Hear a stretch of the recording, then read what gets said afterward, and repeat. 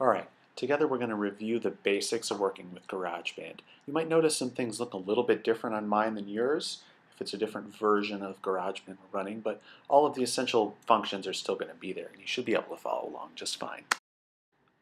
Choose Empty Project, and click Create. Here it doesn't matter really what you choose. Click Create. You'll get this musical typing window. You can just delete that. There's something on the bottom. Drag it down, get that out of your way.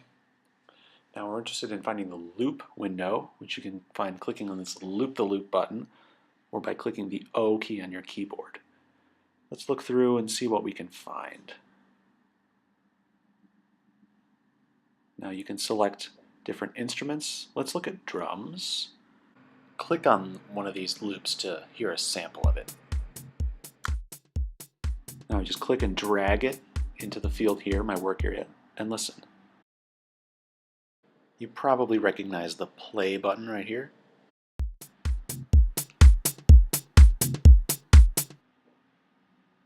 Alright, sounds okay.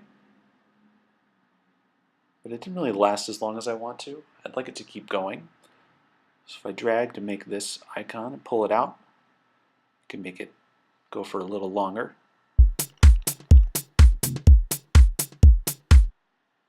Alright, now this white bar represents where in the song I'm listening to. So I can click and drag that to move it back to the beginning.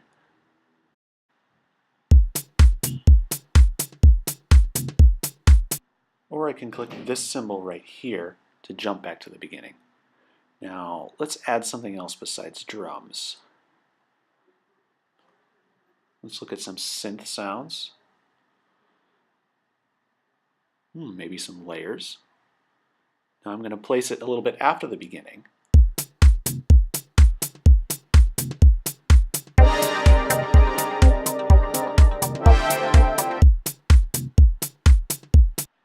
And again, I'd like to keep that going a little longer, so I'm going to drag out. Let's look for one more thing to add. Maybe some vocals? Peking opera. Sounds interesting. Let's hear it.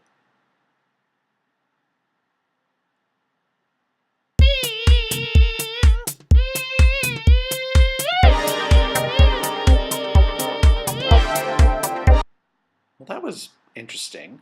I think I don't want that in my song though, so I'm going to click on this loop, hit delete, and it goes away. Maybe let some gospel instead.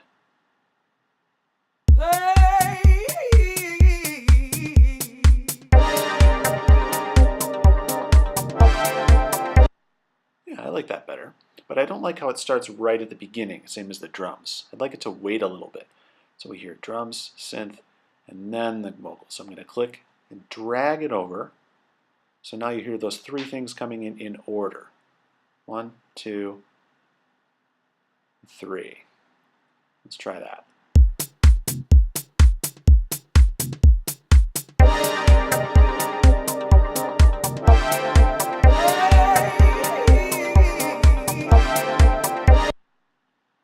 All right.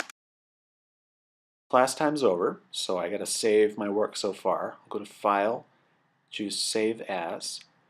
This is going to give me a GarageBand project file, which I can upload to my Google Drive or save on my flash drive to work on more tomorrow.